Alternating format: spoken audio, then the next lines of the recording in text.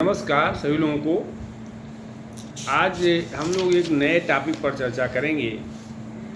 आज का जो हमारा विषय है वो है स्टेप्स ऑफ लैंग्वेज डेवलपमेंट, बालक का भाषा विकास एवं उसके सोपान।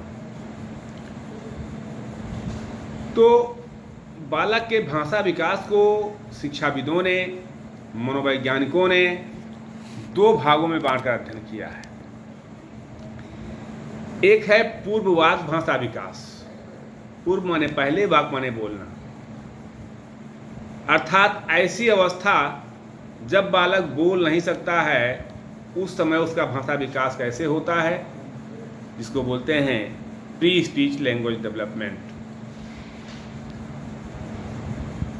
ये जन्म से और लगभग 15 महीने तक की आयु तक होता है, जब बालक अपनी आवश्यकताओं को, अपनी ज़रूरतों को या अपनी परेशानियों को अपने परिजनों तक पहुंचाने के लिए जिन चीज़ों का प्रयोग करता है, जिन शब्दों का प्रयोग करता है या जिन भावों का प्रयोग करता है, शब्द का प्रयोग तो नहीं लेकिन भावों का प्रयोग करता है, वो पूर्ववाक भाषा विकास के अंतर्गत आता है। इसमें रुदन है, यानी रोना। बालक सबसे पहले किसी भी चीज़ को अपने परिजनों तक पहुंचाने के लिए रो करके ही, भूख लगेगा तो रोएगा, प्यास लगेगा तो रोएगा, पीड़ा होगी तो रोएगा, परिजनों को अपनी तरफ आकर्षित करना होगा तो रोएगा, अकेला महसूस करेगा तो रोएगा। मैंने किसी भी बात को अपने परिजनों तक पहुंचाने के लिए या परिजनों का ध्यान अपनी तरफ आकर्षित करने के लिए वो ऐसी प्रक्रिया करता है, उसको रुदन बोलते हैं, क्राइंग। दूसरा है बलबलाना, बबलिंग। पूर्ववाक भाषा विकास की ये दूसरी अवस्था होती है, जिसमें बालक बिना कुछ बोले बलबलाता है, मैंने उसकी बात, आवाज़ बाहर नहीं निकलती लेकिन कुछ ना कुछ वो बलबलाता रहता है। तीसरा है हाव भाव। थोड़ा बालक और बड़ा होता है तो हाव भाव के द्वारा, संकेतों के द्वारा वो अपनी बात को बताने का प्रयास करता है। और चौथा है सामवेगिक अभिव्यक्ति। सामवेगिक अभिव्यक्ति के द्वारा भी वो अपनी बात को अपने परिजनों तक पहुंचाने की कोशिश करता है। जो दूसरी अवस्था है वो है पश्चवाक भाषा विकास, अर्थात 15 महीने से ऊपर। जब बालक 15 महीने से ऊपर हो जाता है तब उसका भाषा विकास कैसे होता है, हम लोग इस पे चर्चा करें। इसमें आता है भाषा अवबोध। अवबोध आप जानते हैं, ज्ञान, बोध, कौशल आपको पढ़ाया गया है। तो बालक को भाषा का अवबोध जब हो जाता है, उसकी समझ जब विकसित हो जाती है, तब वो दूसरा पॉइंट आता है शब्दावली का निर्माण।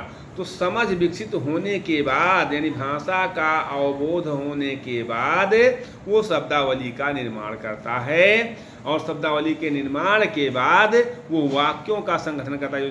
जो तीसरा पॉइंट है वो है वाक्य संगठन।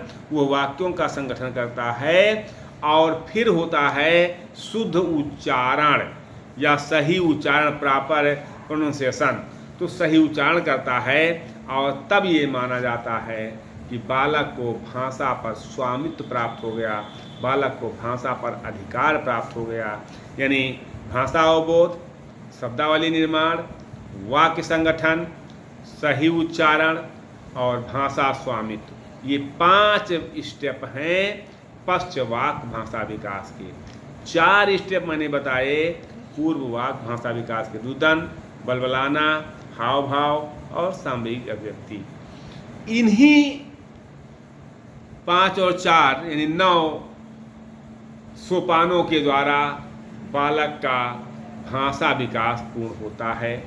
अब इसमें परिवार की सामाजिक आर्थिक स्थिति, परिवार की शैक्षिक स्थिति, परिवार के लोगों का जो है वो शैक्षिक स्तर, बोलचाल की भाषा, किस तरह के भाषा का प्रयोग बालक परिवार में करते हैं, वो सब बालक पर असर डालता है।